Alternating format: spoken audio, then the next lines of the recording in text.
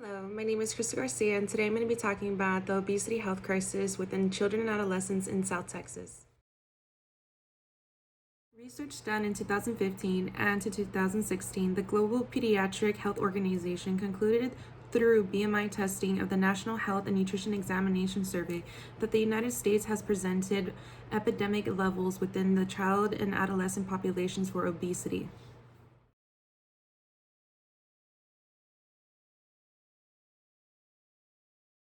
Along with these findings, they concluded that the Hispanic population, regardless of age and sex, that they were the highest among all rated categories, meaning within preschool, middle school, and high school, there was always the Hispanic population leading in obesity ratings.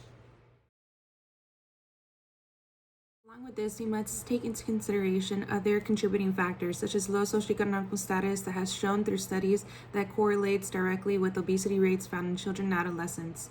With this in hand and this in mind, we must understand that areas such as the South Texas region that is predominantly Mexican American and Hispanic that contain low socioeconomic statuses are in the higher areas of where child and adolescent obesity is on a rise. This presents an issue and a cause for concern, for they need a solution that's going to be corresponding to their need and crisis currently within the obesity epidemic. We're going to be looking at the Rio Grande Valley. It's going to be composed of Starr County, Willacy County, Hidalgo County, and Cameron County. As a whole, we're going to be looking into these areas and the research founded within these, and then we're going to be looking into the solutions that we can do as a community to change the obesity ratings within this area.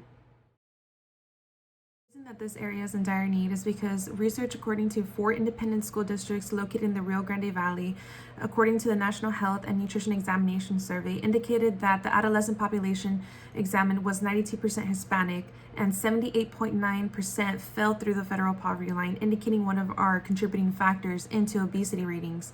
Along with this, the survey of BMI results for obesity levels, meaning above the 95th percentile, the adolescent boys increased by 14.1% and 13.7% within the females.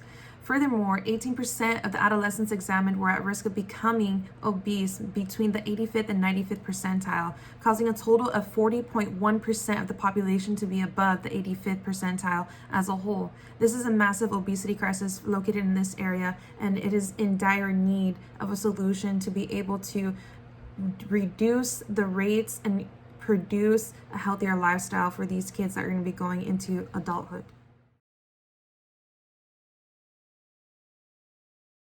A study done in the Rio Grande Valley in elementary schools, they incorporated a garden within their curriculum. This allowed the students to have a positive correlation between fruits and vegetables and their level of understanding, overall knowledge of what a healthy lifestyle or healthy diet is. This is basically creating a strong foundation for children to really understand their nutrition perspectives and their diet overall without making them feel like we're going to be forcing them into doing something they're not. By working hands-on within a garden, they're able to separate and enjoy what they're doing. This is going to lead to a stronger foundation into their adolescent lives because they already have a strong foundation of knowledge of nutrition and what a diet should consist of. Now that we have a strong foundation within the children category, we're going to be looking into the adolescent population, and we need to look at different contributing factors besides the fact that they're going to be Mexican American or Hispanic within a low socioeconomic status. This is going to be other components such as individual, where they're going to have either low self-esteem, they're going to be possibly overweight or obese. And then we need to look into the family. Is the parental dieting where it's supposed to be? Are they informed? Does the parent criticize the child as well, the adolescent? Not only that, is their environmental up to par? Where it's going to be, whether it's going to be poor involvement of the school, whether it's going to be weight-regulated teasing, and other contributing factors such as certain chronic illnesses that the student doesn't have a choice in. Are they smoking? Do they have any kind of substance use?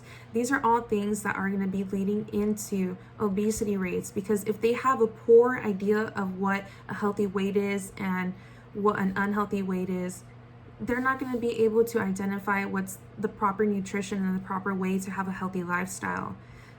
Children or adolescents already have a difficult time understanding that they do not need to look a specific way, that they do not need to do other things to make sure that they are summer ready or any kind of factor going into that.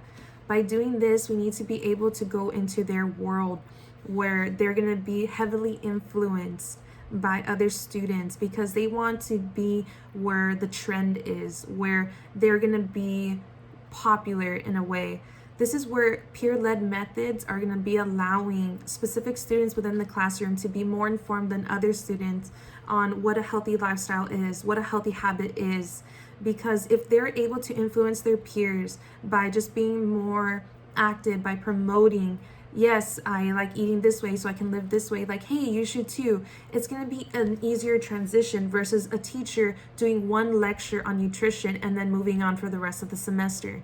If we're able to incorporate that every day with those students that are promoting a nutritious diet, that are promoting a healthy lifestyle, it's going to go hand in hand. And with that, it's not going to be one lesson, but it's going to be throughout the entire school year.